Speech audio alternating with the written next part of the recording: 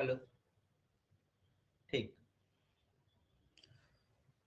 तो हम लोग एंटोमोलॉजी सेक्शन में हमने बात की थी कि एंटोमोलॉजी सेक्शन एक ऐसा सेक्शन है कि जिसको याद करना या जिसको कर पाना थोड़ा टफ होता है सब ज़्यादातर स्टूडेंट के लिए। तो इसमें हम लोग बहुत ज़्यादा डिटेल में नहीं जाएंगे, सेलेक्टिव टॉपिक्स को पढ़ेंगे और ताकि हमारे एग्जाम में क्वेश्चन हो जाए। तो बेसिक क्लासिफिकेशन हम लोग ने पढ़ लिया कि लेग्स क्या होते हैं, विंग्स क्या होती है, ठीक है। ऑर्डर कितने होते हैं, कौन से एग्रीकल्चरली इंपॉर्टेंट ऑर्डर्स होते हैं, माउथ पार्ट क्या है, ठीक है। तमाम सारी चीजें पढ़ ली कि विंग्स का क्या मॉडिफिकेशन है, इंसेक्ट्स की डिफिनीशन क्या होती है, इंसेक्ट किस क्लास में आता है, ये सारी बातें हम लोग ने कर रखी है। ठीक। इसके बाद EIL, economic injury level, economic threshold level, ठीक है, जनरल इक्विलिब्रियम पोजीशन क्या है, ये सारी बातें भी हम लोग ने कर रखी है। ऑर्डर में डीप में न जाके मैं जो मुझे लगता है कि इसके बाद जो सबसे इम्पोर्टेंट चीज़ें होती है वो है आपका IPM। IPM बहुत इंपॉर्टेंट कॉन्सेप्ट है और बहुत ही ज़्यादा पॉपुलर कॉन्सेप्ट है आज के समय में। IPM, अगर IPM की बात करें तो integrated pest management, IDM integrated disease management, IANM integrated nutrient management means अब आप कहीं भी जाएंगे तो आपको इंटीग्रेटेड वर्ड आएगा ही आएगा। तो इंटीग्रेटेड पेस्ट मैनेजमेंट क्या होता है? तो इंटीग्रेटेड पेस्ट मैनेजमेंट यानी जैसे हम लोग मैथमेटिक्स में इंटीग्रेशन करते हैं तो उसमें हम लोग बात करते हैं कि बहुत सारी चीज़ों को सम करना है। तो हमारे पास बहुत तरीके के मेथड्स होते हैं, उन मेथड्स को हम लोग यूज करके एक हॉलिस्टिक अप्रोच इस्तेमाल करते हैं। मीन्स अगर देखा जाए तो सबसे ज़्यादा इस्तेमाल होता है पेस्ट मैनेजमेंट या पेस्ट कंट्रोल के लिए हम लोग पेस्टिसाइड्स का प्रयोग करते हैं, यानी केमिकल फर्टिलाइजर इस्तेमाल सॉरी केमिकल का इस्तेमाल करते हैं ताकि हमारा पेस्ट कंट्रोल हो सके। लेकिन इंटीग्रेटेड पेस्ट मैनेजमेंट जो है एक होलिस्टिक अप्रोच है जिसमें हम लोग देखते हैं कि हमें मिनिमम केमिकल से किस तरीके से हम अपने पेस्ट को कंट्रोल कर सके थ्रू प्रिवेंटिव मेजर्स, यानी कि cultural, mechanical, physical, biological, legislative and other. Means last is your chemical. तो अगर हम बात करते हैं, अगर लॉस की बात करते हैं, अगर किसी क्रॉप के यील्ड परसेंटेज की बात करते हैं तो कौन से पेस्ट में अगर बात करें तो वीड होती है जिसको हम लोग अनवांटेड प्लांट कहते हैं या बेटर टू से अनडिजायरेबल प्लांट, जो कि हमारे यील्ड में वो 33% जो लॉस होता है उसमें इसका कंट्रीब्यूशन वीट का 33% होता है। अगर बात करते हैं डिजीज की तो डिजीज में जो कंट्रीब्यूशन होता है वो 26% होता है। मोर और लेस सिमिलर होता है इंसेक्ट का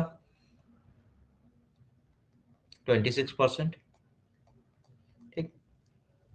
और बाकी जो है बर्ड्स, नेमाटोड्स और अदर्स जो कहते हैं वो 15% में मारे आ जाते हैं। तो ये नियरली 15। तो ये है, और बाकी रोडेंट्स भी इसके कुछ परसेंटेज होते हैं। ठीक है। तो तमाम तरीके के अदर हैं, मतलब रोडेंट्स में रिमेनिंग परसेंटेज आ जाएगा हमारा। ठीक है। तो इससे बोलने का मतलब मेरा ये है कि अगर हमको crop save is crop produce means एक बहुत पॉपुलर लाइन है, अगर हम जो क्रॉप सेव करते हैं वो हमारा क्रॉप प्रोडक्शन में भी हो जाता है। तो ऑलमोस्ट 50% जो लॉस होता है, ठीक है, और इसको जोड़ ले तो नियरली जो हमारा है 52 प्लस 85%, ठीक है, आपका जो है या वीड डिजीज और इंसेक्ट से होता है। तो इन तीनों के मैनेजमेंट करना हमें बहुत जरूरी है। ठीक। अगर बात करते हैं कि पर हेक्टेयर, अगर हम बात करते हैं कि सबसे ज़्यादा पेस्टिसाइड कंट्रोल, हालांकि हम लोग बहुत ज़्यादा इंडिया में कॉन्शियस हैं कि भाई chemical free chemical free chemical free की बात करते रहते हैं, ऑर्गेनिक चीज़ों की बात करते हैं, अच्छी चीज़ है। लेकिन अगर डाटा के पे जाते हैं तो इंडिया में उतना ज़्यादा आपको ये पेस्टिसाइड या केमिकल यूज होते हुए नहीं दिखता। जैसे कि जो डेवलप्ड कंट्री है, जैसे जापान है, वहाँ पे क्या है कि बहुत ज़्यादा पर हेक्टेयर जो अगर कंजप्शन की बात करें तो जापान में 10,000 है, यूरोप में 2,000 है। उसके कंपैरिजन में जो इंडिया का है वो 4,000 400 ग्राम पर हेक्टेयर मीन्स बहुत ही मिनिमम है अगर हम बात करते हैं अदर डेवलप्ड नेशन की। तो इंडिया का जो इंसेक्टिसाइड का पर हेक्टेयर जो कंजप्शन है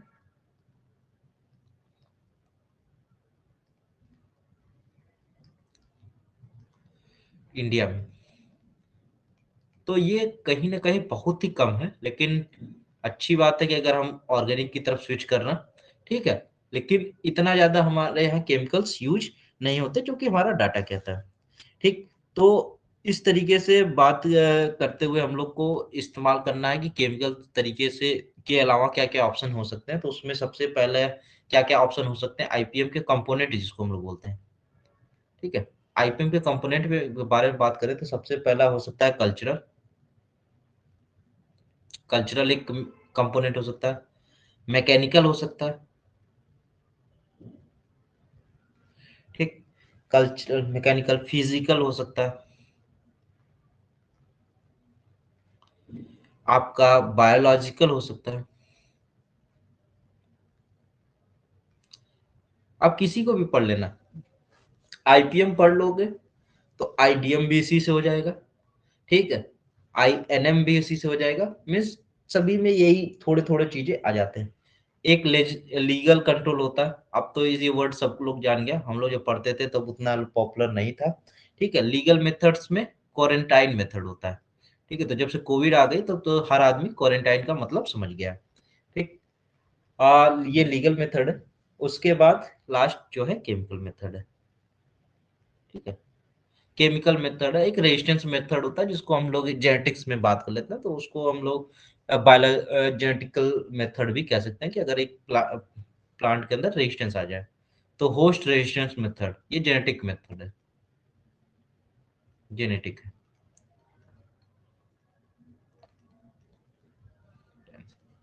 तो ये इसके कंपोनेंट हैं और वन बाय वन हम लोग इसको देखेंगे एग्जाम पॉइंट ऑफ व्यू से। जो है ये सेकंड इम्पोर्टेंट चीज है, आपके जो हमने अभी तक कैरेक्टर्स पढ़े हैं उसके बाद ये चीज जो है ज्यादातर हमारे एग्जाम के लिए पूछी जाती है, ठीक? तो अगर हम कल्चरल मेथड की बात करें, हम लोग ने जब पैथोलॉजी पढ़ रहे थे तो हम लोग जानते थे कि बहुत सारे प्रिवेंटिव मेथड्स होते हैं, लास्ट क्यूरेटिव पे जाते हैं, ठीक है? तो कल्चरल मेथड्स है, चाहे फिजिकल मेथड है, चाहे मैकेनिकल मेथड्स है, तो उसमें जो कल्चरल मेथड है वो थोड़ा प्रिवेंटिव टाइप का है कि आपको जो है इस तरीके से कल्टीवेशन करनी है कि आप अपने क्रॉप को प्रोड्यूस बचा पाए, तो कल्चरल मेथड। तो बहुत सारे जैसे डिजीज आपके क्या होते हैं, होस्ट स्पेसिफिक होती है, उसी तरह पेस्ट भी आपके होस्ट स्पेसिफिक होती है, सीजन स्पेसिफिक होती है, टाइम स्पेसिफिक होती है। मीन्स हम लोग बात करते हैं अगर पेस्टिसाइड की, तो इसका बहुत ही प्रीमियम, बहुत ही नैरो चैनल होता है कि अगर आपने पेस्टिसाइड को अगर राइट टाइम पे इस्तेमाल नहीं किया, आपने 10-15 दिन डिले कर दी, तो आपका कंट्रोल करने का कोई मतलब नहीं है, मतलब टोटल पैसा वेस्ट हो जाता है। मतलब बहुत ही फाइन और नैरो चैनल्स होते हैं जिसमें हमको उस इंटरवल में right time, right quantity, right quality, ठीक है? और राइट मेथड ऑफ एप्लीकेशन से हम उसको देते हैं। तो कल्चरल मेथड में सबसे पहली चीज तो होती है क्लीन कल्टीवेशन।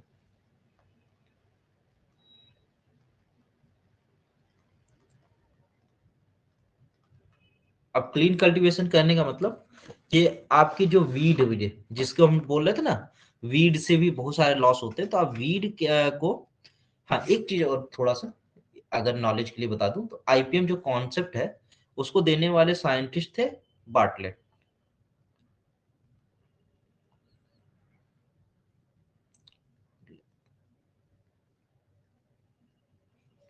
इन्होंने ये कॉन्सेप्ट दिया था, ठीक है? यानी जो टर्म जो है आपका इन्होंने दिया था। तो मैं बात कर रहा था क्लीन कल्टीवेशन। क्लीन कल्टीवेशन में आप को वीड को कंट्रोल करना है, control the weed, we have to control weed. और उसमें भी जो वीड है, जो क्रॉप एसोसिएटेड वीड होते हैं, जैसे कि अगर हम बात करें कि आपका राइस फील्ड में है, ठीक है? तो आपकी जैसे पैडी फ्लाई है, ठीक है? तो वो ज़्यादातर क्या है, साइनोडॉन डाक्टेलॉन पे है, या आपके किसी भी ग्रास पे साइनोडॉन, मतलब बहुत ही ज़्यादा ब्रॉड, मतलब आप इसको कर सकते हो, परेशान हो जाओगे इससे, मतलब मोथा जो है या साइप्रस है, मतलब ये ऐसी क्रॉप होती है कि ग्रास होती है जिसको आप जितना भी निकालो वो उतना ज्यादा फील्ड में फैलती जाती है, मतलब इनके नोड से ही नए आपके वीड जर्मिनेट होते हैं, बहुत हार्डी नेचर के होते हैं। तो इस वजह से क्या है, क्लीन कल्टीवेशन करना होता है। तो ज्यादातर तो उन वीड्स को कंट्रोल करना होता है जो बहुत ज्यादा प्रोमिनेंट पाए जाते हैं, और दूसरा होस्ट स्पेसिफिक वीड। तो क्लीन कल्टीवेशन का मतलब ही होता है कि आप वीड को कंट्रोल करें। ठीक है, जहां मुझे लगेगा कि कोई पॉपुलर एग्जांपल इस कैटेगरी में है तो वही मैं मेंशन करूंगा, बाकी जानने के लिए ठीक है। उसके बाद बात करते हैं, ठीक है, साइट सिलेक्शन, ठीक है, प्लाविंग, ये सारी चीजें मैं बता चुका हूँ। टाइम ऑफ कल्टीवेशन, ठीक है,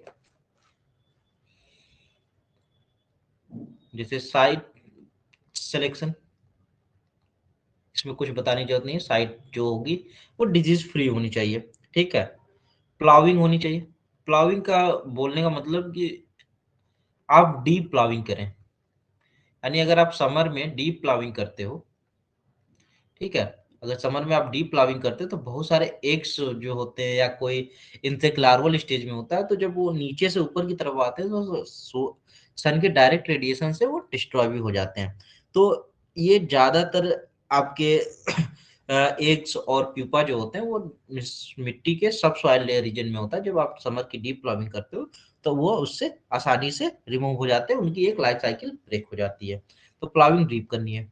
ठीक, दूसरी चीज के time of planting, time of planting, तो इसमें मैंने ये बता दिया था पहले से ही आपको कि आपके पास एक बहुत ही नैरो चैनल होता है। अगर आपने थोड़ा सा अर्ली सोइंग कर दिया और थोड़ा सा लेट सोइंग कर दी तो आप मेजर जो है पेस्ट अटैक से बच सकते हो। ठीक है, जैसे कि अगर मान के चलते हैं कि ज्यादातर हम बात करें तो चने की बात करते हैं। ठीक है, अगर ग्राम की बात करूं, जो चना हमारा चिकपी है, ठीक है, अगर ग्राम को अगर हम 15 अक्टूबर से पहले शो कर दें, बिफोर 15 अक्टूबर, तो इसमें जो ग्राम पॉड बोरर होती है, ठीक है, उसका इन्फेस्टेशन थोड़ा बच जाता है। उसी तरीके से क्या है, अगर मूंगफली को बाद में अगर लगाते हैं, ठीक है, अगर ग्राउंड नट की बात करें, अगर इसकी लेट सोइंग करते हैं, ठीक है, लेट सोइंग करते हैं तो ये वाइट ग्रब से हमको बचाता है। ठीक है, वाइट ग्रब, तो इससे कंट्रोल हो जाती है। तो टाइम ऑफ प्लांटिंग भी बहुत ही ज्यादा इंपॉर्टेंट चीज है कि आपने थोड़ी सी अर्लिंग कर ली या थोड़ी सी लेट कर दी तो उससे भी बच जाता है। जैसे मस्टर्ड में भी यही होता है, मस्टर्ड की अगर अर्ली सोइंग होती है, ठीक है, तो उससे एफिड से हम बच सकते हैं। तो ये कुछ मेथड्स हैं जिससे टाइमली प्लांटिंग करके आप पेस्ट अटैक से बच सकते हो। दूसरी चीज जो हमने क्लीन कल्टीवेशन की बात की, ठीक है, आप इसमें जितने भी आपके एसोसिएटेड या अल्टरनेट होस्ट हो सकते हैं उन सबको हटाना है। ठीक है, off type variety rogue out करना, ये सारी चीजें इसमें यही आती हैं। ठीक है, इसके बाद थिनिंग, जो इंटरकल्चरल ऑपरेशन होता है, thinning and topping. Thinning and topping की बात करें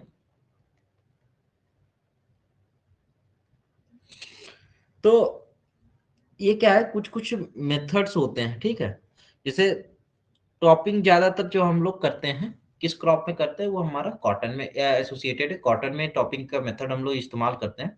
ठीक है, और इससे क्या होता है कि हम जो हेल्को आर्मी जेरा, हेल्को वर्पा आर्मी जेरा है या उसके एग्स जो होते हैं, ठीक है, ऊपर की सरफेस पे होती है, तो उससे टॉपिंग करने से वो जो एग्स होते हैं एग स्टेज पे ही आप उसको हटा सकते हो। ठीक है, और दूसरी चीज क्या है, थिनिंग। थिनिंग एक इंपॉर्टेंट प्रैक्टिस होती है जो कि plant population, optimum plant population के लिए हम लोग इस्तेमाल करते हैं। ठीक है, कि आपको पॉपुलेशन जो रखना है ऑप्टिमम रखना है, इतना ज्यादा डेंस करने से ये नहीं होता कि आपकी इल्ड ज्यादा होगी। ये एक पूरी तरह से मिथ है। आप अगर ऑप्टिमम पॉपुलेशन रखोगे तो आपको ज्यादा यील्ड मिलने की चांसेस होते हैं, क्योंकि उसमें प्रॉपर एरेशन होती है, प्रॉपर सॉइल मतलब सोलर रेडिएशन का पेनिट्रेशन होता है, तमाम सारी चीजें होती हैं। इसलिए डेंस क्रॉपिंग को हमेशा अवॉइड करना होता है। ठीक है, तो ये सारी चीजें जो हैं आपको बताती हैं। इसके बाद प्रूनिंग प्रैक्टिस होती है हमारी, ठीक है। हॉर्टिकल्चर में आप पढ़े होगे तो आपको पता होगा कि ट्रेनिंग प्रूनिंग क्या होती है, ठीक है। प्रूनिंग होती है, ठीक है। प्रूनिंग जो होती है जनरली हम लोग सिट्रस विट्रस में अप्रैल से मई में करते हैं, ताकि जो है सूट बोरर की चांसेस कम हो। मतलब प्रूनिंग का जो एक एम होता है, जैसे ट्रेनिंग में हम लोग बोलते हैं ना प्लांट को एक प्रॉपर शेप देने के लिए, क्योंकि प्रूनिंग में जो हमारा एम होता है कि हमको कैसे बेटर और क्वालिटी यील्ड मिल सके। तो इसमें क्या है कि हमको टाइमली प्रूनिंग करनी होती है before attack of the paste, ठीक है। तो फॉर क्वालिटी प्रोड्यूस।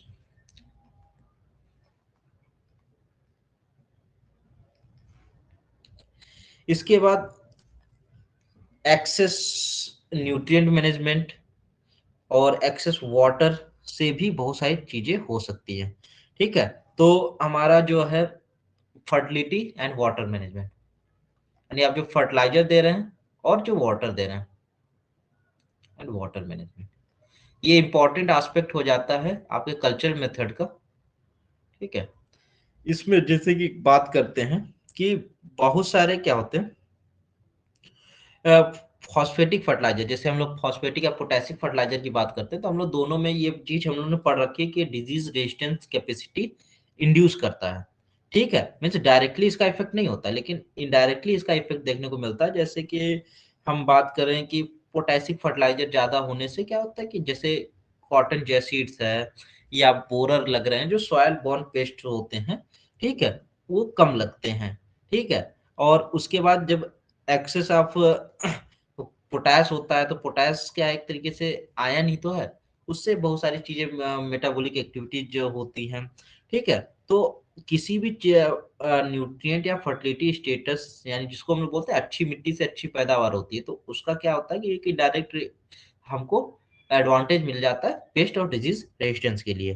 तो ये सारी बातें थी फर्टिलिटी से रिलेटेड। और वाटर मैनेजमेंट की बात करें, तो वाटर में भी बात करें तो बहुत सारे पेस्ट क्या होते हैं कि अगर जैसे आपने सोइंग से पहले अगर आपने फ्लड इरिगेशन कर दी या पूरी सॉइल को मतलब फ्लडिंग कर दी, तो फ्लडिंग करने से क्या होता है आपका जो पूरा सॉइल होता है वो उस पे एक वाटर की लेयर आ जाती है और ये एनारोबिक जोन बना लेता है, ठीक है। इससे क्या होता है, दो चीजें होती है। अब जो वाटर फ्लो करती है तो जो एग्स होती है वो आपकी पानी के साथ बह के आगे ड्रेन आउट हो जाती हैं। दूसरी चीज भी क्या हो सकती है कि अगर स्टेगनेट है पानी, तो बहुत सारी जो पेस्ट है, ठीक है, वो सबमर्ज कंडीशन में आपको सरवाइव उतना नहीं कर सकते, तो उससे भी आपका थोड़ा सा कंट्रोल हो सकता है, ठीक है। तो जैसे कि सॉयल बॉर्न पेस्ट होते हैं, जैसे व्हाइट ग्रब्स की बात करूं तो सबसे ज्यादा ये यही होता है जो सॉयल में लगता है, कटवॉर्म्स होते हैं, ठीक है, या व्हाइट एंट्स होता है, ठीक है। तो इसको अगर आपने टाइमली आपने अगर इरिगेशन किया है तो उससे ये आपकी कंट्रोल हो सकती है। उसके बाद बात करते हैं क्रॉप रोटेशन। ये तो आप जितनी भी कल्चरल मेथड्स पढ़ोगे उसमें ये क्रॉप रोटेशन वर्ड आने ही वाला है, क्योंकि क्रॉप रोटेशन एक बहुत ही हेल्दी प्रैक्टिस है। मोनोकल्चर बार बार एक ही क्रॉप को ग्रो करने से क्या होता है कि एक पेस्ट और डिजीज यानी पैथोजन की एक लाइफ साइकिल डेवलप हो जाती है, जिसको ब्रेक करने के लिए हमें क्रॉप रोटेशन करनी जरूरी होती है। तो ये एक बहुत इंपॉर्टेंट प्रैक्टिस है। उसके अलावा जो कल्चरल मेथड में सबसे ज्यादा पॉपुलर मुझे लगता है वो है आपका ट्रैप क्रॉप। अगर एग्जामिनर क्वेश्चन पूछता है तो यहीं से पूछता है ट्रैप क्रॉप। अब क्या है कि इस ट्रैप क्रॉप का मीन्स होता है जैसे हम लोग चूहे पकड़ने के लिए चूहेदारी लगाते हैं, उसी तरीके से हम क्या है कि हमको मालूम है कि एक सर्टेन पेस्ट है, सर्टेन जीनस या स्पीसीज को हार्म करता है, ठीक है। तो उसी तरीके से हम उसी फैमिली के किसी भी क्रॉप को ले आते हैं और उसको लगा देते हैं, जो कि हमारे लिए सेकेंडरी क्रॉप है, हमारी प्राइमरी क्रॉप नहीं है। तो प्राइमरी क्रॉप को प्रोटेक्ट करने के लिए हम सेकेंडरी क्रॉप ग्रो करते हैं ताकि पेस्ट उस पर अटैक करे, ना कि क्रॉप पे करे। तो इसका जो सबसे पहला जो सबसे पॉपुलर एग्जांपल है, ठीक है, ओकरा। अगर हम कॉटन की प्रोडक्शन कर रहे हैं तो कॉटन मेरे लिए ज्यादा कमर्शियल क्रॉप है, तो कॉटन के लिए जो ट्रैप क्रॉप है वो हमारा ओकरा है, लेडी फिंगर। ठीक है। इसी तरीके से अगर हम बात करें तो तमाम सारे एग्जाम्पल्स होते हैं, ठीक है। अगर बात करते हैं कि डीबीएम पर लग रही है, ठीक है, हालांकि ये किससे बचाती है, ये कॉटन को किससे पेस्ट से बचाती है, बॉल वॉर्म से। तो मैं बता दूंगा कॉटन में भी जब हम लोग स्पेसिफिक पेस्ट की बात करेंगे तो कॉटन में 3 तरीके के बॉल वॉर्म होते हैं, ठीक है। तो बॉल वॉर्म एक सीरियस पेस्ट होता है कॉटन में, जिससे प्रोटेक्ट करने के लिए हम ओकरा यूज करते हैं। उसी तरीके से कैबेज, हालांकि ये क्वेश्चन मुझे बार बार मुझसे गलत हो जाता है, ठीक है। इसमें एक सीरियस पेस्ट होती है डीबीएम, डायमंड बैक मॉथ। अब हम लोग कॉलेज में पढ़ा थे कॉलीफ्लावर पे, तो बार बार मैं कॉलीफ्लावर पे ही चला जाता हूँ, ठीक है। लेकिन ये जो अगर कभी भी ऑप्शन में पूछता है कि DB serious pest of cabbage, मतलब DBM is a serious pest of which crop, cabbage, cauliflower, any etcetera, तो अगर कैबेज कॉलीफ्लावर दोनों है तो हमें कैबेज के साथ ही जाना है, ठीक है। तो ये है, ठीक है, डीबीएम है चाहे एफिड्स है, ठीक है। इससे बचाने के लिए हम क्या करते हैं, मस्टर्ड को ग्रो करते हैं। तो इस केस में हमारा कैबेज के प्रोटेक्शन के लिए हम लोग क्या करते हैं, मस्टर्ड शो करते हैं, जिससे हमारी इसमें भी एक रेशियो होता है 1:5 का, या होता है या 2 रोज of mustard and 10 rose of मतलब कैबेज, ये हमारा रेशियो होता है। इसमें अगर बात करें तो 2 मस्टर्ड के होते हैं, 10 आप कैबेज के रो करके आप प्रोटेक्शन ले सकते हो। तो ये एक चीज थी, और भी बहुत सारी चीजें हैं, ठीक है। आपके बहुत सारी जैसे ट्राइकोडर्मा है, तमाम तरीके के एनपीवी वायरस है, उसको हम बायोलॉजिकल में बताएंगे। तो ये भी सब एक तरीके से हमारे ट्रैप क्रॉप का एक पार्ट है। तो जो मेरे पॉपुलर जो है यही दो हैं जो कि ज्यादातर एग्जाम में पूछे जाते हैं, ठीक है। हाँ, नेमाटोड कंट्रोल करने के लिए मेरीगोल्ड्स का यूज करते हैं, ठीक है। नेमाटोलॉजी में जब बात करते हैं तो मेरीगोल्ड की बात करें तो ये एक मतलब नेमाटोड को कंट्रोल करने के लिए एक इम्पॉर्टेंट ट्रैप क्रॉप के रूप में हम मेरीगोल्ड को भी देखते हैं। तो ये सारी चीजें थी हमारे ट्रैप क्रॉप से संबंधित, ठीक है। और रेजिस्टेंट वेराइटी यूज करना, ये सारी चीजें सबको पता है, ठीक। अब बात करते हैं मैकेनिकल मेथड्स में।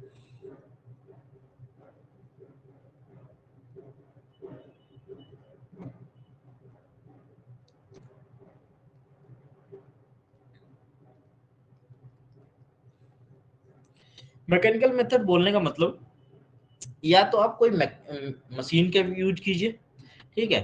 म- और फिजिकल मेथड में से एक बैरियर होता है, ठीक है। यानी कि आपने कोई मशीन या कोई मोशन वाली चीजों का इस्तेमाल किया तो वो मैकेनिकल मेथड में आ जाएगा। फिजिकल मेथड में आपके वो मेथड्स आ जाएंगे जो एक बैरियर का काम करती है या कि एक हिंड्रेंस का काम करती है, ठीक है। वो आपके कोई रियल चीज हो सकती है, कोई आपकी क्लाइमेटिक फैक्टर्स भी हो सकती है। तो बात करते हैं सबसे पहले, तो फिजिकल मैकेनिकल मेथड में सबसे अच्छी तो हम लोग वीड भी पढ़ते हैं, तो वीड में भी हम लोग ये जानते हैं कि सबसे अच्छा अगर कोई मेथड होता है वीड कंट्रोल का तो हैंड वीडिंग। हैंड वीडिंग से अच्छा कोई मेथड है ही नहीं, मतलब सबसे ज्यादा एक्यूरेसी अगर किसी का है तो हैंड वीडिंग का। लेकिन प्रैक्टिकली पॉसिबल नहीं होने की वजह से हम क्या करते हैं, केमिकल्स का इस्तेमाल करते हैं। तो इसमें बात करें तो सबसे पहले अगर पेस्ट की बात करें तो हैंड पिकिंग, आपको दिखा, आपने जाके उसको पिक कर लिया, हैंड पिकिंग, ठीक। हैंड पिकिंग आप आराम से किसके लिए कर सकते हो, जो बड़े बड़े इंसेक्ट्स हैं, ठीक। ऐसा नहीं हाथ से पकड़ो, आपने नेट लिया है, ठीक है, उससे आपने उसको कलेक्ट कर लिया, तो यानी जो बड़े साइज के हैं, लार्ज साइज इंसेक्ट है, इसके लिए हम हैंड पिकिंग करते हैं। लार्ज साइज इंसेक्ट के लिए हम लोग करते हैं, ठीक। उसके बाद बात करते हैं हम लोग कि आप क्या है कि बहुत सारे, ऐसा नहीं इंसेक्ट की बात हो, इसके अलग अलग स्टेज पे होती है। कुछ के एग्स आपको मिल जाएंगे, ज्यादातर एग्स क्या होता है लीफ के लोअर सरफेस पे होती है, ठीक है। कोई प्यूपल स्टेज में है, आपको जैसे दिखे आपने उसको डिस्ट्रॉय कर दिया, आपने उसकी लाइफ साइकिल को आगे बढ़ने नहीं दिया। दूसरी चीज क्या कर सकते हो कि आप shaking and beating the branches. Shaking and beating the branches क्या क्या मतलब है,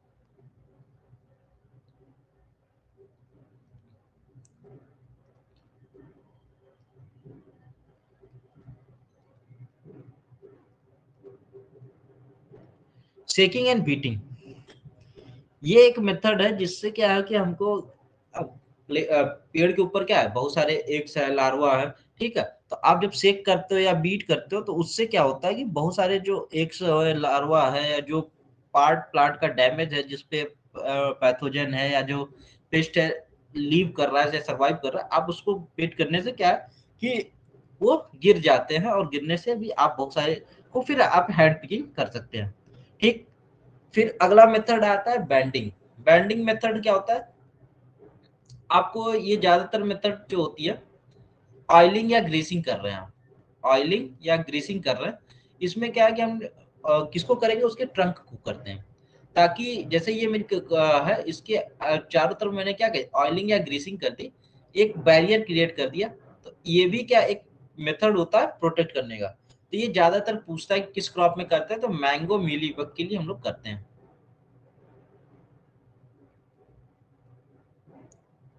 बग से प्रिवेंशन के लिए हम लोग ये करते हैं, ठीक।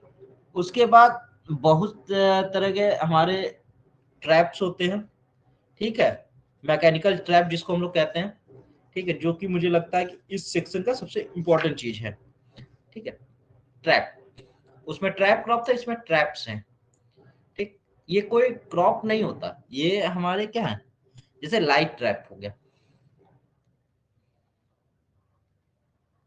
इसमें हमारा आ जाएगा लाइट ट्रैप। अच्छा, एक लाइट ट्रैप हो सकता है, और क्या हो सकता है, ठीक है, एक हमारा फेरोमेन ट्रैप।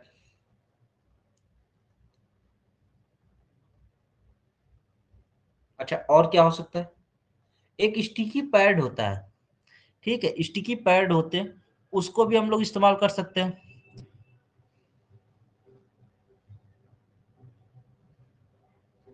स्टिकी ट्रैप, ठीक है।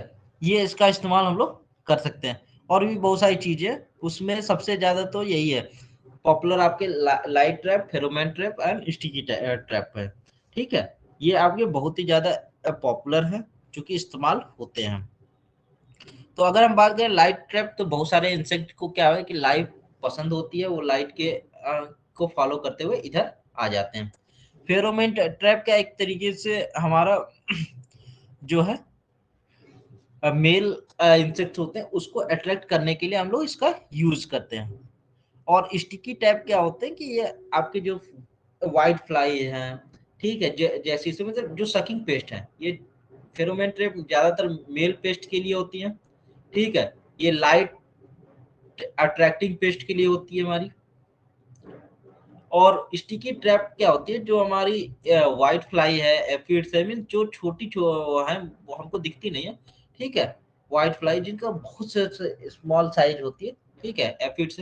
ये क्या होती है कि एक आपके सीट होती है, सीट के ऊपर जैसे ग्लू लगा है, ये इतनी छोटी होती है कि जाके उस पर चिपक जाती है। तो चिपक जाने के बाद इनके पास उतनी हिम्मत नहीं है कि वो उससे निकल पाए। तो ये कि इम्पोर्टेंट ये मैकेनिकल टूल होता है जिससे कि आप मतलब बच सकते हो, ठीक। ये कुछ बातें थी, इसके अलावा क्या क्या चीजें और हो सकती हैं, ठीक है। मैं फिजिकल में बात करते हैं, तो फिजिकल में सबसे इंपॉर्टेंट फैक्टर हो सकता है आपका, अगर मैं बात करूं तो थर्ड फिजिकल मेथड की बात करता हूं मैं। तो फिजिकल मेथड में जो सबसे अच्छा हो सकता है वो है आपका टेम्परेचर। कि मैं कल डिजीज के बारे में बता रहा था, चाहे सीड टेक्नोलॉजी में बता रहा था, मैंने ये बात हमेशा बताई है कि टेम्परेचर और मॉइस्चर का बहुत ही ज्यादा रिलेशन होता है इंसेक्ट और डिजीज पेस्ट से। कि अगर आपने एक ऑप्टिमम मॉइस्चर लेवल सीड के अंदर नहीं रखी है, तो आपका पेस्ट अटैक होने के चांसेस बढ़ जाते हैं। ज्यादातर स्टोर ग्रेनेज की बात कर रहा हूँ। और उसी तरीके से टेम्परेचर, और टेम्परेचर, ऑक्सीजन अवेलेबिलिटी, तमाम सारी चीजें, लेकिन उसमें भी सबसे क्रूशियल रोल होता है टेम्परेचर मॉइस्चर का, जिसको हमको एक बैलेंस लगा के चलना है, ठीक है। इसके बाद आपके क्या है, कुछ रेडिएशन का इस्तेमाल होता है, ठीक है। जैसे कि आप गामा रेडिएशन का इस्तेमाल कर सकते हो, ठीक है। ये आपके बहुत सारे इंसेक्ट को कंट्रोल करने का इस्तेमाल करता है, यूवी रेडिएशन है, ठीक है। तो तमाम तरीके के रेडिएंट एनर्जी की बात करें तो ये इसी में आ जाएगा।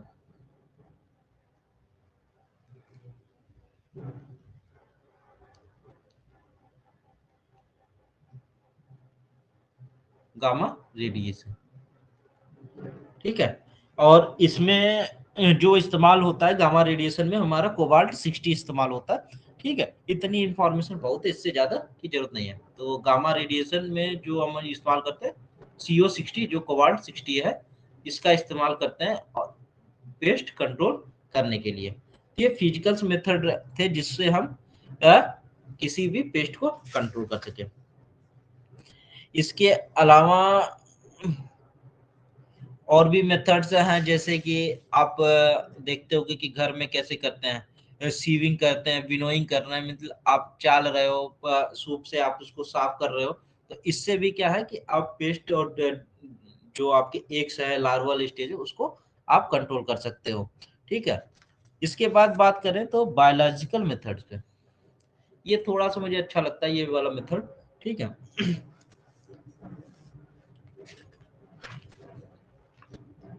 एक मिनट।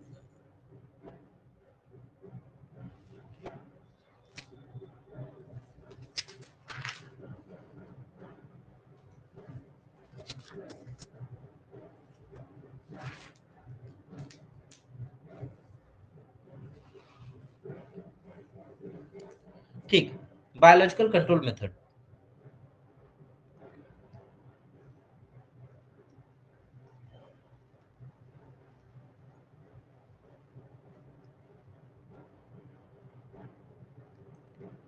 ठीक,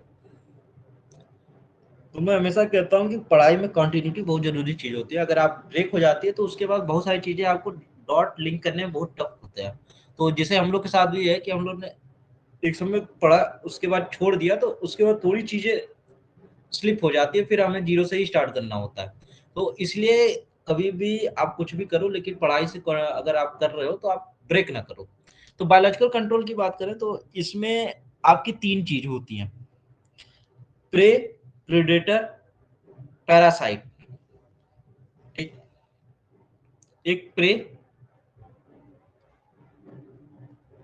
प्रीडेटर, पैरासाइट। और जाहिर सी बात है बेचारा एक होस्ट होगा। होस्ट क्या होता है? जिसपे अटैक होता है।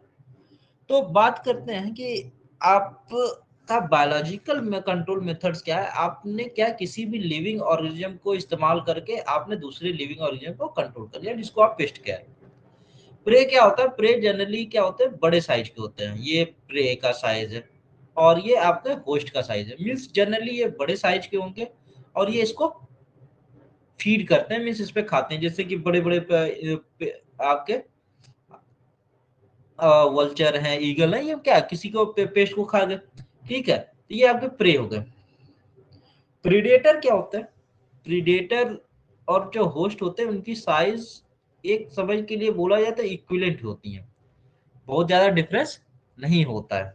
ठीक, डिफरेंस क्या होता है कि एक सर्टेन फेज, मतलब एक सर्टेन लाइफ साइकिल, चाहे एग है, लार्वल स्टेज है, चाहे प्यूपल स्टेज। हाँ, प्यूपल तो सबसे इनएक्टिव स्टेज होता है, एक लार्वल या कोई भी स्टेज, तो एक certain stage of life cycle, cycle को कंप्लीट करने के लिए ये होस्ट डिपेंडेंट होते हैं। डेंट यानी कि ये होस्ट के बिना भी जी सकते हैं। जबकि पैरासाइट्स क्या होते हैं कि इनकी साइज छोटी कह लो या बड़ी कह लो, मीन्स ये ज्यादातर छोटे ही होते हैं। ठीक है, लेकिन इनकी टेंडेंसी क्या है कि ये always depend on host, means अगर होस्ट खत्म हो गया तो ये भी खत्म। Always depend on host for survival.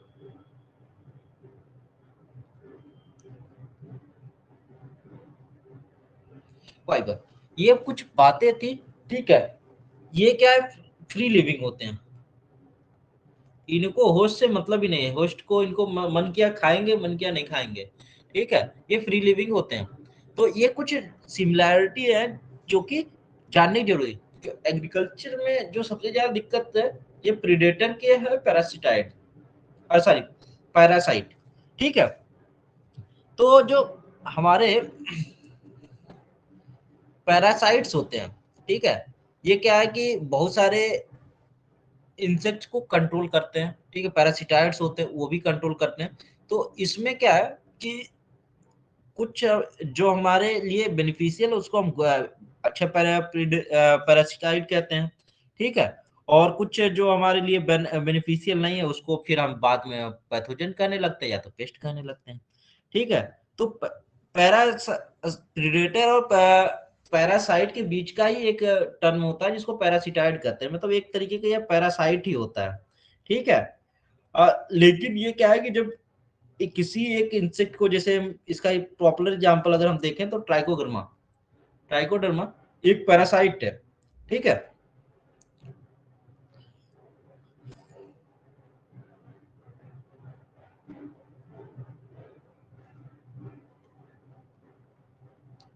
Parasitoid, इसकी डिफिनीशन क्या होती है? When a insect is itself a parasite.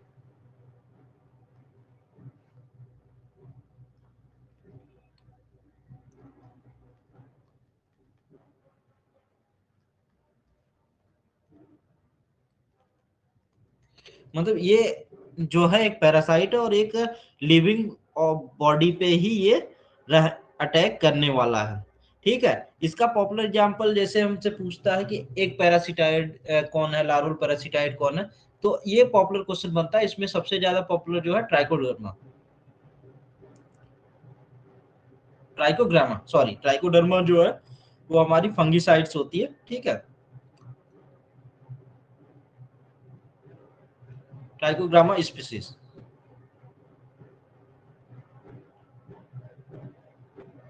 ये जो हमारी एक पैरासिटाइड्स में आती है,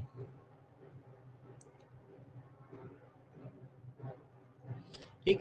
ये बहुत सारे हमारे जैसे कि सूट बोरर होते हैं या टीसू बोरस होते हैं, ठीक है, बोरस को कंट्रोल करती है। ज्यादातर जो ट्राइकोडर्मा का इस्तेमाल, ट्राइकोग्रामा का इस्तेमाल होता है वो राइस या हमारे शुगर केन फील्ड में देखने को मिलता है अगेंस्ट बोरर,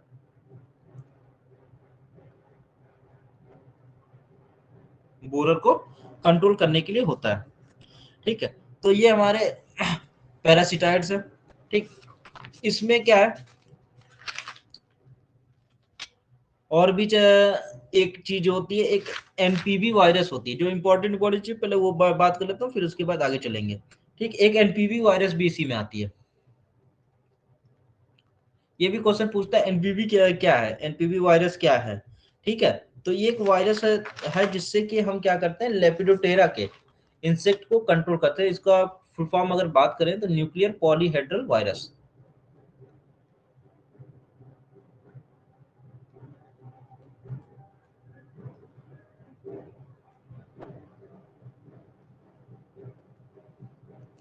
और ये स्पेशली जिसके लिए, किसके लिए होता है, लेपिडोटेरा के ऑर्डर के लिए होता है।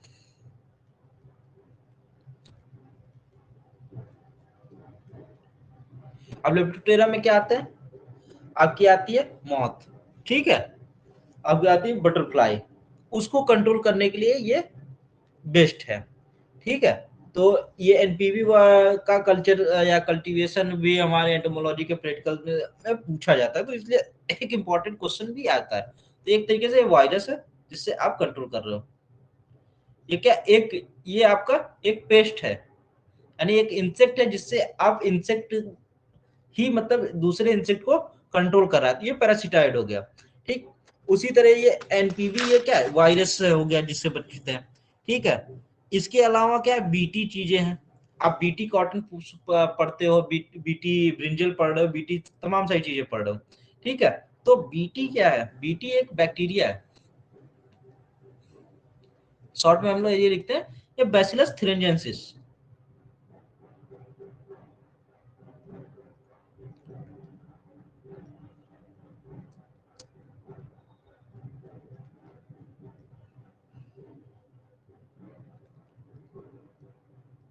ठीक है, ये बेसिस है, ठीक है, जो कि जनरली इस्तेमाल हुआ था आपका कॉटन के लिए, और कॉटन में भी ये उसके बॉल वार्म को प्रोटेक्ट करने के लिए हम लोग ने इस्तेमाल किया था, ठीक है। तो बीटी जो कॉटन इस्तेमाल था अगेंस्ट बॉल वार्म, के अगेंस्ट इफेक्टिव था। ये क्या है, एक तरीके से बैक्टीरिया है, ठीक है। तो ये आपका, ये भी ज्यादातर क्या है, लेपिडोप्टेरा मीन्स, अगर हमने एक सीक्वेंस की बात करें तो ज्यादातर जो बीटी है या एनपीवी है, ठीक है, या हमारा पैरासाइट लेपिडोप्टेरा पे ज्यादातर इफेक्ट करते हैं, ठीक है। इसके बाद अलग अलग और भी चीजें हैं, ठीक है, उसके डिटेल में जाओगे तो समझ में आएगा। फंगस में भी बहुत सारी फंगस होते हैं जो कि इंसेक्ट को किल करते हैं, जिसको माइकोसिस कहते हैं। माइकोसिस मीन्स एक फंगस जब किसी इंसेक्ट को इफेक्ट करता है, ठीक है, तो इसको कहते हैं माइकोसिस, ठीक है। इसमें एंटोमोफोरा गैरिली ऑन ग्रास हॉपर है, या एस्परजिलस फ्लेवर्स ऑन इपिलांचा बीटल, ठीक है, ये हो गया।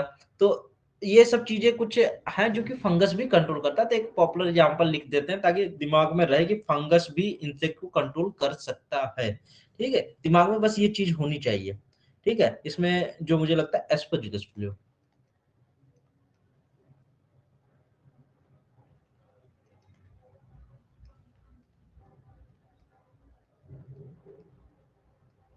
ये किसको कंट्रोल करता है, हमारा इपिलांचा बीटल।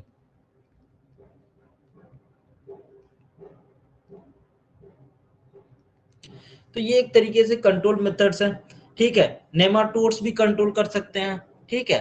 तो ऐसे बहुत सारे एग्जाम्पल हो जाएंगे। तो जो इम्पोर्टेंट पॉपुलर थे वो मैंने यहाँ पे लिखा दिए हैं, ठीक है। कि आपके जैसे बेसिलस है, एनपीवी है, और उसमें ट्राइकोग्रामा है, ये पॉपुलर है। इसके बाद प्रीडेटर में बात करें तो आपका जो है वार्डेलिया बीटल, जो वार्डेलिया बीटल है वो एक प्रीडेटर का काम करता है, ठीक है, अगेंस्ट आपके सिट्रस के पेस्ट के लिए, जिसको इस, इसमें एग्जांपल लिखिए, यहीं पे लिख देते हैं, ठीक है, या ये यहाँ लिखते हैं, ठीक है। प्रीडेटर की बात करूं तो मैं,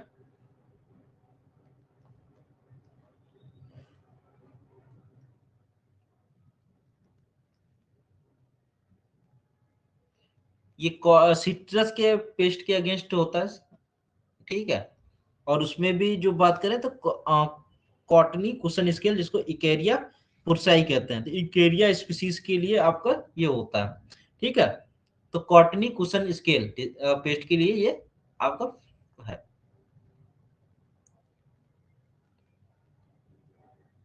इफेक्टिव, ठीक। इसके अलावा और क्या हो सकता है, ठीक है, लेडी बर्ड बीटल हो सकता है, इंपॉर्टेंट, ठीक है। आप बुक में देखोगे बहुत तरीके के आपको चार्ट में मिल जाएगा इसके लिए, ठीक है। तो एक है एफिले चार्ट जो मुझे लगता है इंपॉर्टेंट है थोड़ा सा, एफिलेनस माली।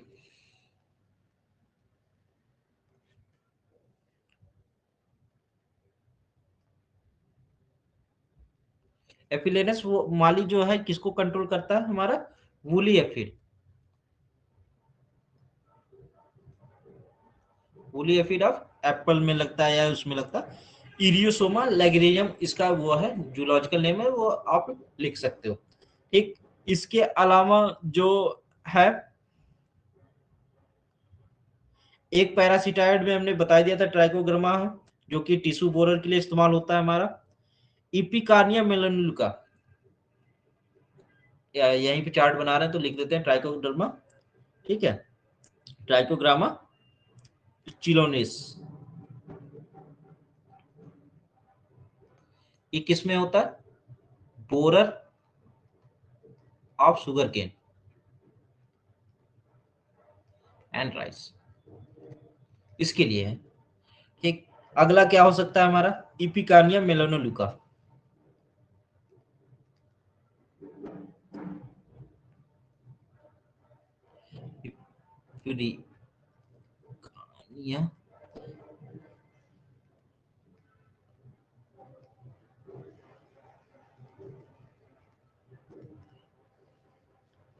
ये शुगर केन में एक बोरर ही है, ठीक है, जिसको शुगर केन पारिल्ला कहते हैं, ठीक है। तो एक तरीके का शुगर केन पारिल्ला एक बोरर ही होता है, ठीक है, इसको ऐसे लिख देते हैं, पैरासाइट एंड प्रेडेटर।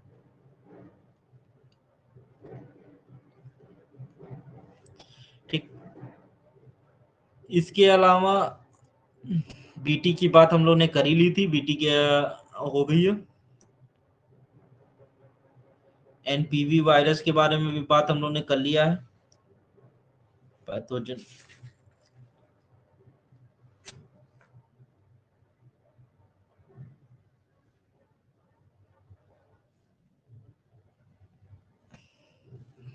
तो ये कुछ बायोलॉजिकल मेथड्स हैं जिससे आप अपनी क्रॉप को प्रोटेक्ट कर सकते हैं इंटीग्रेटेड डिजीज मैनेजमेंट में।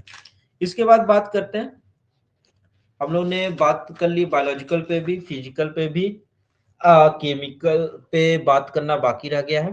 ठीक है, आज हम थोड़ा बच गया है लीगल पे। ठीक है, लीगल पे बात कर लेते हैं। कल हम लोग स्टार्ट करेंगे केमिकल, जो कि थोड़ा सा उसमें इंसेक्टिसाइड क्लासिफिकेशन भी जरूरी होता है, तो उस पे भी बात करते हुए फिर खत्म कर देंगे आईपीएम को। ठीक है, तो हमारा जो है लास्ट है लीगल।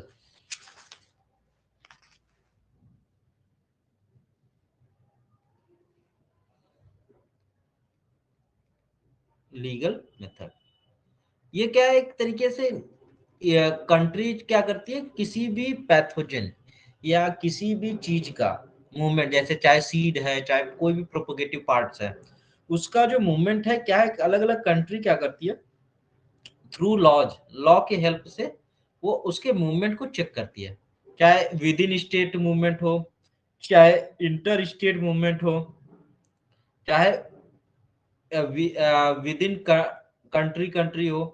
ठीक है, तो अगर विद इन स्टेट है तो ये यानी डोमेस्टिक मूवमेंट है। ठीक है, टू इंटर स्टेट्स के बीच में हो रहा तो ये नेशनल इशूज रहेगा, और दो कंट्री के बीच में अगर लॉज का या कुछ कंसाइनमेंट साइन होती है, ठीक ठीक है, तो ये एक इंटरनेशनल इशूज होते हैं। तो समय समय पे क्या है, कहीं डोमेस्टिक क्वारंटाइन वर्ड हम लोग देखते हैं, या कहीं हम लोग ये देखते हैं कि नेशनल क्वारंटाइन है। ठीक है, तो वो अलग अलग उसका पेस्ट के सीरियसनेस के बेसिस पे हम उसको क्वारंटाइन बोलते हैं। ठीक है,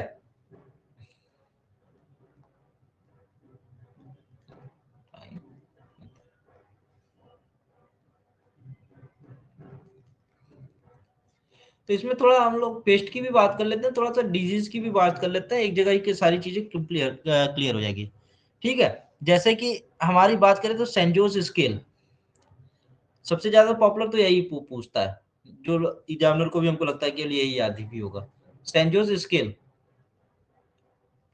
ठीक, ये एप्पल की एक पेस्ट है जो कि क्वारंटाइन होता है, मतलब ये ज्यादातर आपको कहाँ से, पंजाब, हरियाणा, जम्मू और इस तरह होता है, तो मतलब इस एरिया के जो कंसाइनमेंट होते हैं यहाँ पे एक डोमेस्टिक क्वारंटाइन लगाइए, कि अगर आपका कोई इन्फेक्टेड पार्ट है तो उसको आप मूव नहीं कर सकते हो। ठीक है, उसके अलावा बहुत सारे हैं, लेकिन उतना ज्यादा याद करने लायक नहीं है। ठीक है, उससे ज्यादा तो अच्छा तो डिजीज है, जैसे कि पंची टॉप की बात करें, पंची टॉप डिजीज की बात करते हैं, तो ये किसमें है, बनाना में। और ये ज्यादातर आपके असम, केरला, उड़ीसा, वेस्ट बंगाल, मतलब नॉर्थ ईस्ट साइड में आपको इसका क्वारंटाइन दिखेगा। इसके अलावा आपका पोटैटो वार्ट, ये जब सबसे ज्यादा इसमें पूछता है, ये क्या है, दार्जिलिंग साइड में है, ये किसमें पोटैटो है, गया दार्जिलिंग में है, तो एक डोमेस्टिक क्वारंटाइन का ये एक एग्जाम्पल है। ठीक है, कॉटन लीफ कर्ल की बात कर ले तो ये उतना तो नहीं जाएंगे, ये तीन जो है मेरे हिसाब से अगर याद है, तो ये ज्यादातर डोमेस्टिक क्वारंटाइन के एक पॉपुलर एग्जांपल हैं। इसके अलावा अगर बात करें इंटरनेशनल क्वारंटाइन की बात करें, ठीक है, ये डोमेस्टिक थे। अगर इंटरनेशनल क्वारंटाइन की बात करता हूं मैं,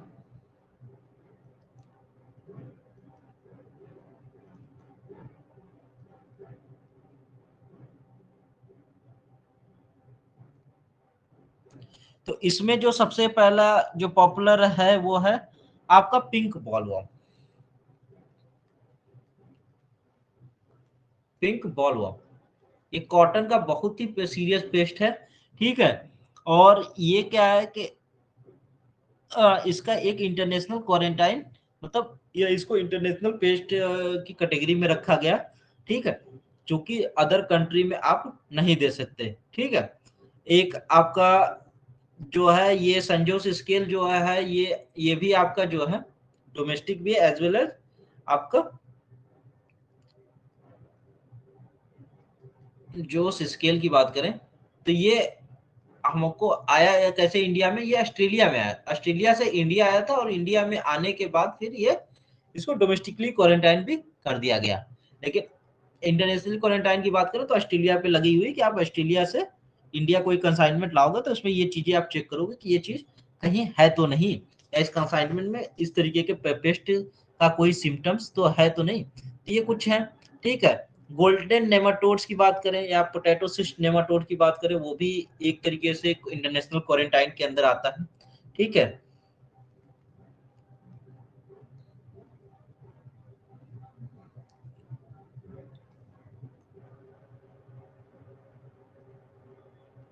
ठीक है, अगर डिजीज में बात करें तो लीफ रस्ट ऑफ कॉफी, मेरे को तो डिजीज ज्यादा इजी लगता है पेस्ट के तुलना में, ठीक है। अगर प्लांट प्रोटेक्शन का अगर कोई पार्ट है तो मेरे हिसाब से एक अच्छे से पढ़ लेना चाहिए, दूसरा नहीं पढ़ लेना चाहिए, एग्जाम निकल जाए। तो कॉफी रस्ट की बात करते हैं तो ये कहाँ से हुआ था, श्रीलंका में, ठीक है। और ये 1876 में हुआ था, ठीक है। उसका जो कॉजल ऑरिजिन है हेमेलिया वेस्टेट्रिक्स है, ठीक है। फायर ब्लाइट आप आपका जो एप्पल है या पियर कह लें जो फैक्ट बैक्टीरियल डिजीज है, ठीक है।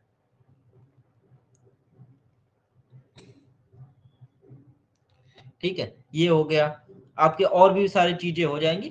तो मोटा मोटा ये हमारी बातें रही लीगल कंट्रोल के ऊपर, ठीक। इसके अलावा क्या हो सकता है, तमाम तरीके के रेजिस्टेंस की बात है तो क्या है वो जेनेटिकली ही आपकी वैरायटी के अंदर ही रेजिस्टेंस आती है, ठीक है। उसमें अभी हम लोग जब पैथोलॉजी पर पढ़ेंगे तो उसमें हम लोग ये जानेंगे कि आपका क्या होता है कि हॉरिजॉन्टल रेजिस्टेंस होता है, सॉरी जेनेटिक्स और पढ़ेंगे, ठीक है। तो उसमें हम जानेंगे हॉरिजॉन्टल रेजिस्टेंस होता है, वर्टिकल रेजिस्टेंस होता है, ठीक है। इसमें किस तरीके से वर्क करता है, ये सारी चीजों का भी यूज होता है, ठीक। इसके अलावा जो है आपका बहुत तरीके के आपके कंट्रोल के लिए अगर बात करें तो हमारे पास एक मेथड हो सकता है इसका, प्लांट ग्रोथ रेगुलेटर का use of hormones, insect growth regulator जिसको बात करें, आईजीआर,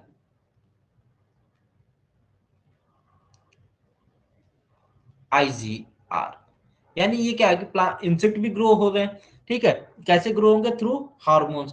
तो हार्मोन्स का क्या, किसी को जुनाइल स्टेज मींस या किसी का मॉल्टिंग को रोक दो, ठीक है, जुनाइल हार्मोन या काइटिन इनहिबिटर हार्मोन, यानी जो कुल मिला के इंसेक्ट के ग्रोथ को रोक देने के प्रोसेस को ही हम क्या कहते हैं कि आईजीआर, ठीक है। कुछ केमिकल इस तरीके के होते हैं सिस्मो केमिकल, जिसको सूंघने के बाद क्या होता है कि प्लांट क्या जैसे अभी हमने फेरोमेन्स की बात की थी ना, तो वो ज्यादातर मेल इंसेक्ट को अट्रैक्ट करने के लिए इस्तेमाल होते हैं, ठीक है। तो ये एक तरीके से मेथड्स होते हैं जिससे कि आप इसको कंट्रोल कर सकते हो। एक चीज इसमें हमको लगता है वहां पे जब आप सुंडा की किताब में पढ़ोगे तो उसमें ये बहुत क्लियर कट उसने मेंशन भी किया हुआ है कि ये जो आपका फेरोमेन ट्रैप है और जो सिस्मो केमिकल है वो कब इस्तेमाल करते हैं, ठीक है। तो फेरोमोन जो केमिकल होता है वो थोड़ा सा क्या इंट्रा स्पेसिफिक होता है, यानी कि विद इन स्पीसीज ये आपके सेम स्पीसीज में काम करता है, ठीक है। जबकि एलिलो केमिकल्स होती है एक केमिकल जो कि दूसरे को किल करने के लिए इस्तेमाल होते हैं, ठीक है। इसमें दो तरीके के केमिकल उसने मेंशन किया गया है, एक हमारा फेरोमोन मोन्स की बात करें तो ये सेम स्पीसीज के लिए होती है, यानी इंट्रा स्पीसीज, और जो एलिलो केमिकल्स होता है ये वीड में हम लोग पढ़ते हैं ज्यादातर, ठीक है, लेकिन यहाँ यूज हुआ है तो मैं बता दूं कि ये डिफरेंट स्पीसीज या इंटर स्पीसीज के बीच में ये होता है। तो इससे भी क्या हम बहुत सारी चीजों को कंट्रोल कर सकते हैं। लास्ट जो है हमारे लिए जब कुछ भी काम नहीं करता है, कोई उपाय काम नहीं आता, तो फिर हमको केमिकल की तौर पे जाना होता है और केमिकल ही हमारा लास्ट ऑप्शन बचता है, ठीक है। तो सेवेंथ मेथड जो है वो हमारा केमिकल मेथड है, ठीक है। और केमिकल के लिए हमने बताया ना कि जहां भी जिसके नाम के आगे लास्ट में साइड्स जुड़ गया उसका मतलब होता है टू किल, और टू किल मीन्स यहाँ पे केमिकल होगा, और हमको पेस्ट को किल करना है तो हमको यूज करना होगा पेस्टिसाइड्स। और पेस्टिसाइड से बहुत अच्छे अच्छे क्वेश्चन बनते हैं। इंडियन गवर्नमेंट रेगुलरली पेस्टिसाइड को मॉनिटर करती है, उसके रेसिड्यू इफेक्ट को मॉनिटर करती है और उसके अकॉर्डिंग उसको अप्रूवल देती है कि आप क्या क्या पेस्टिसाइड इस्तेमाल कर सकते हो, क्या क्या नहीं कर सकते हो, और कितने इसके क्लासेस हैं, अलग अलग होते हैं। पेस्टिसाइड के अलग अलग ट्रायंगल्स भी डिवाइड है, ये ट्रायंगल बहुत ज्यादा इंपॉर्टेंट है, 4 तरीके के ट्रायंगल्स होते हैं, ठीक है। तो ये सारी चीजें हम लोग अगली क्लास में पढ़ेंगे। अब तक के लिए थोड़ा सा आइडिया लगा लेना कि आईपीएम एक बहुत इंपॉर्टेंट चीज है, ठीक है, जिससे क्वेश्चन पूछे जाते हैं, ठीक। आज के लिए इतना ही, थैंक यू।